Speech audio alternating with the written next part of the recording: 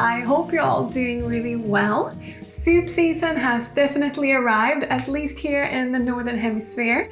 And that's exactly what we're gonna do today. I'm gonna show you how to make two of my favorite cozy autumn soups. And the first one is going to be like a chunky soup, a take on a Tuscan bean soup. And the second one is going to be a smooth pumpkin soup with a really yummy, crunchy breadcrumb topping that I'm very excited to show you. It's a new revelation for me and I'm enjoying it tremendously, so I hope you will too. But we're going to start by making the Tuscan bean soup, so let's get to chopping some veggies. First, I'm going to peel and chop a brown onion, and it doesn't have to be particularly fine, you can just do a nice rough chop. Next, I'm going to cut some carrots as well, and I like to cut them into fourths like this, and then chopping them into little cubes. I use about 3 medium-sized carrots for this recipe, but it's very flexible, so you could use a little more or a little less if you wanted. Then I also cut up 3 large celery sticks into the same size pieces as the carrot.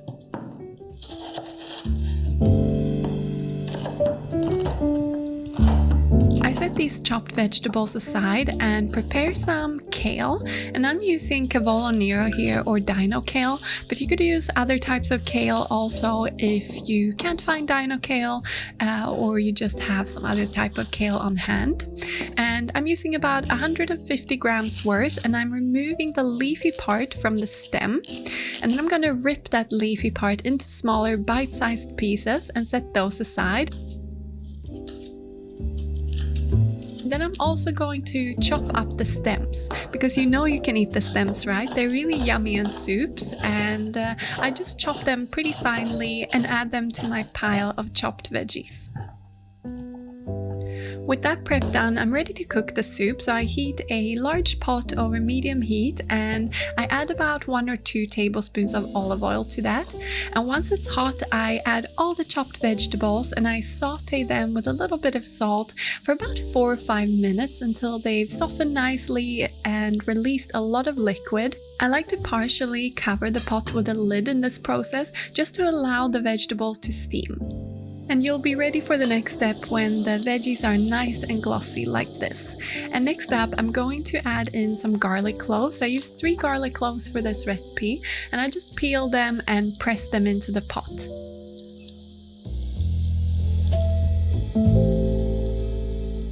I saute the vegetables along with the garlic for another minute or so just to cook off that raw garlic flavor, and then I add in 1.5 liters of water. I also add in a 400-gram tin of chopped tomatoes, and this together with the water makes up that liquid soupy base for the soup. Next, I season with 1 teaspoon each of dried basil, dried thyme, and dried rosemary, and I also add in 1 vegetable stock cube, or you could use 1 tablespoon of vegetable stock powder.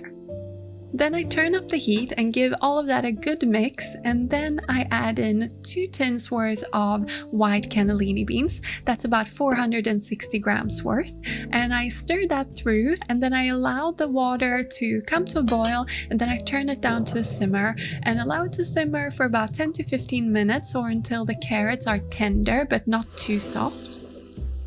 Once the soup has simmered away and the carrots are tender, I add in my kale leaves and allow them to simmer in the soup for about 2-3 minutes, maybe a little bit more, a little bit less, depending on how tender your kale is. You just want it to wilt and become really nice and soft.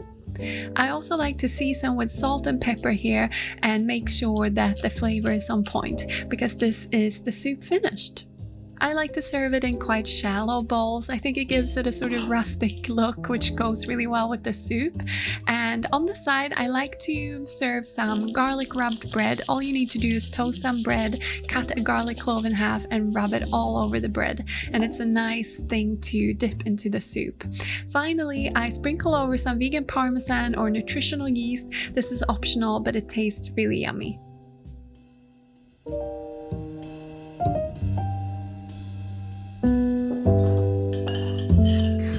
So let's give this a taste test. I obviously know what it tastes like. I've eaten it so many times, but I'll do it for you.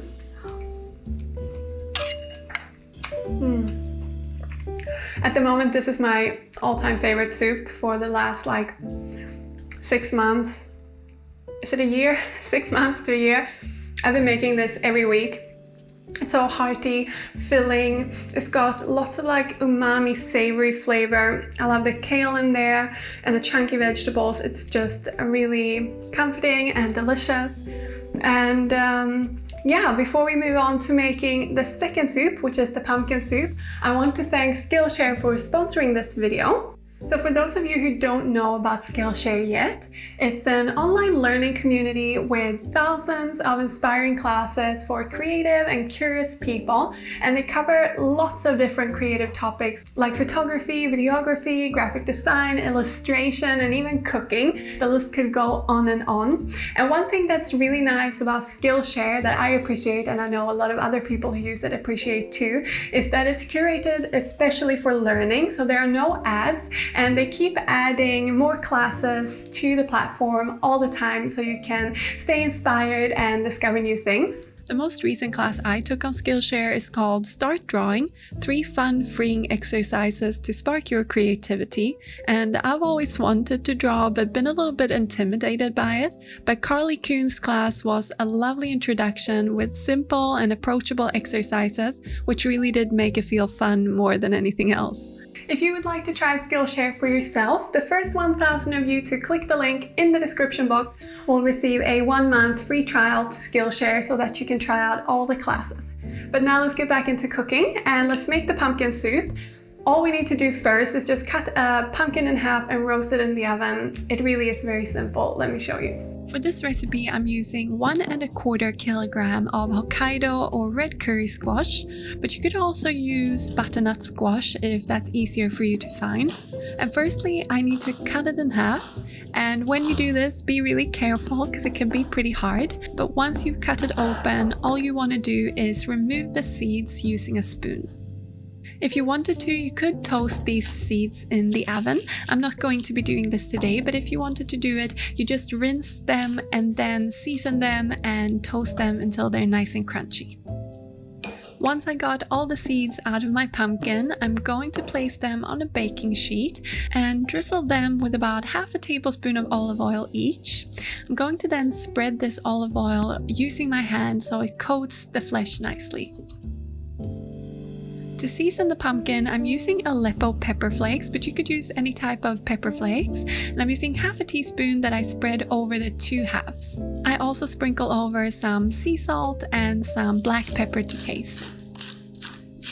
Finally, I place the pumpkin halves cut side down. Then I'm going to roast them until tender, which will take about 30 to 35 minutes in the oven preheated to 220 degrees Celsius.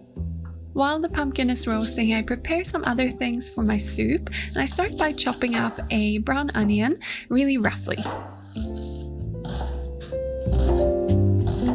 I also prepare about 5 garlic cloves. I just like to crush them to peel them easier, and then I just chop those up into little slivers. Next, I heat my skillet up over medium heat and add 1 tablespoon of olive oil to it. I then saute the onion and the garlic in the pan until they're nice and soft and translucent, and I like to season this with a little bit of salt as well. Once the onion and the garlic is cooked, I add it to my blender. I'm using a high-speed blender here, but you could actually use an immersion blender too if you prefer. Then I grab my pumpkins out of the oven, which had actually cooled a little bit, hence why I can touch them with my hands. And then I just use a spoon to scoop out the flesh and add that to the blender as well. Again, I'm also adding in 1 vegetable stock cube, or you could use 1 tablespoon of stock powder. And I'm also going to season this with a little bit of ground nutmeg. Just use about 3 dashes, and then I season with salt and pour in 3 cups worth of water, which is the equivalent of 3/4 of a liter. Then I simply blend the soup on high until it's super smooth, and if you were using an immersion blender, you could actually saute the onion and garlic in a pot and then add everything into there and use the immersion blender. But since I used my high-speed blender, once it's smooth, I pour my soup into a pot and heat it over medium heat until it's nice and warm. And while the soup is warming up, I'm going to quickly prepare the breadcrumb topping that I was raving about. So I start by peeling the leaves of 2 sprigs of fresh rosemary. You could also use fresh sage here, but I went for rosemary this time, and then I just chop that up really finely. Next, I heat 1 tablespoon of vegan butter in the same pan that I used to saute my onions. And once that's all melted, I'm going to sort of fry the rosemary in the butter for a couple of minutes until it's really fragrant.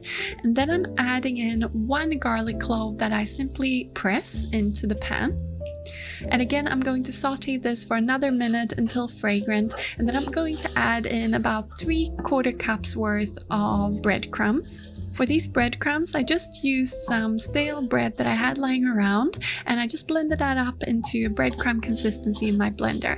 It's important that you use sort of fresh breadcrumbs for this. And once they're in the pan, you just want to toast them in there until they're nice and crispy. This will only take about a couple of minutes though, so be careful not to burn it. Once the soup is warm, I serve it in bowls and drizzle it with a little bit of vegan cream. This is optional but adds a nice mellow creamy flavor. And if you would like to, you could use a chopsticks and make some nice swirls as well. Then I top the bowls off with my crispy breadcrumbs, and don't be shy, add a lot. I finish off by decorating with some fresh rosemary. This is of course optional, but it looks really nice if you're treating someone to this dish. So that's my simple pumpkin soup, and before I taste it, you might have been wondering since the end of the last recipe where my cardigan has gone, and it had a little soup accident, so it's just a t-shirt now. I hope that's fine. Let's give this a go.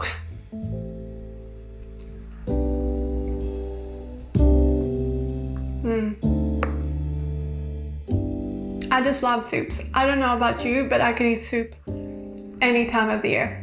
Maybe not when it's too hot, but honestly, it's so satisfying.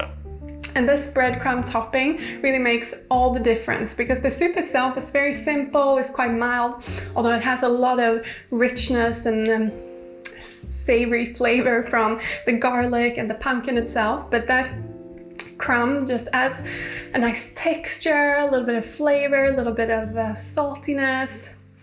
You must try it.